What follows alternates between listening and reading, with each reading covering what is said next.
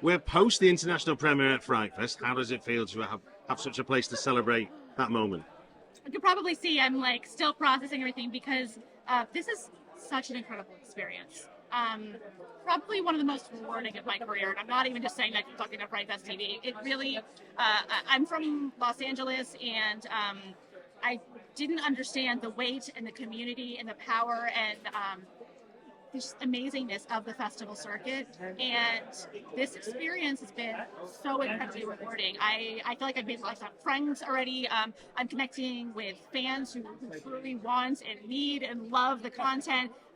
Everybody here understands me. I'm a little bit weird, and like everybody else here is too, and we just get it. It's just so great.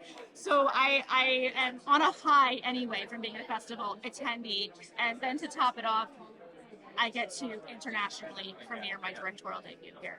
Indeed, you do. And it's an entertaining movie, it's a horror movie, but also you're making a serious point as well about the sort of the society's fascination with the serial killer. So why this story and why now? What was your motivation there?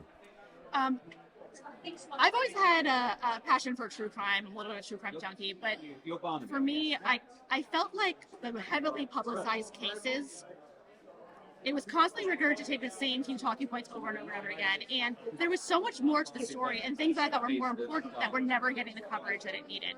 Specifically, I felt it really, really was inappropriate that everyone in the world knew the name of the serial killer at the center of my story, and yet nobody can name a victim.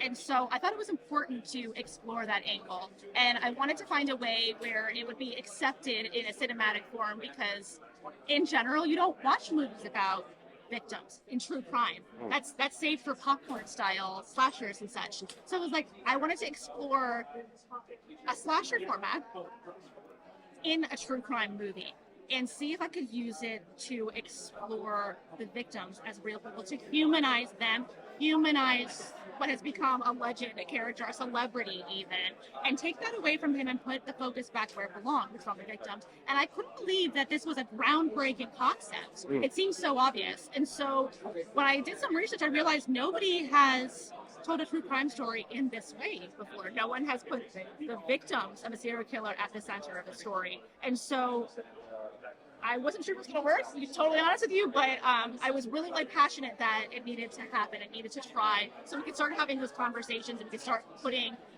the celebrity away from people who commit crimes and empower people who are impacted by them. And given you, this is your first directorial debut for a feature. In what way do you think your acting informed your directing, and what do you think going forward your directing will inform your acting? That's a fantastic question. So for me, I think over the course of my acting career, I've done every job on set. I literally asked everybody what they did, and I worked every single crew position except directing. So in doing that, when I learned the lighting, I know that I need to cheat here for when I use a certain lens, I know where my close-up is, my wides. So all of those elements in different positions have made me a stronger performer, more educated in my craft. And I was terrified, honestly, of the directing position because all of it falls on you. You're the leader of the band. The leader of the band. And I'm like, shit, can I play? I don't even know. So it was a very big responsibility. And in this particular story, there's a responsibility to the victims and people impacted by their story to tell it. So I was nervous to take on such big responsibilities in a position that I was helming for the first time. But again, I just felt like this conversation and this spotlight was too important to not. And I needed to just, excuse the pun, but I needed to man up. I needed to do this so that way we could have the story and, more importantly, the conversation. And I think going forward, I'm going to have more patience for my directors as a major. Well, one last question for you. There's a very unique style you've done in the way you shoot the movie. Yes. What were your conversations like with your DOP to sort of to establish that? Because it becomes a constant style of the movie in the way. Yes. My DP hates me. It was rough. So what was really cool is everybody had kind of gotten comfortable in their job, right? You know, there's basic formatting for a movie, live, medium, close up, and then flip the world coverage. And so you start from there, and then you develop a style beyond that.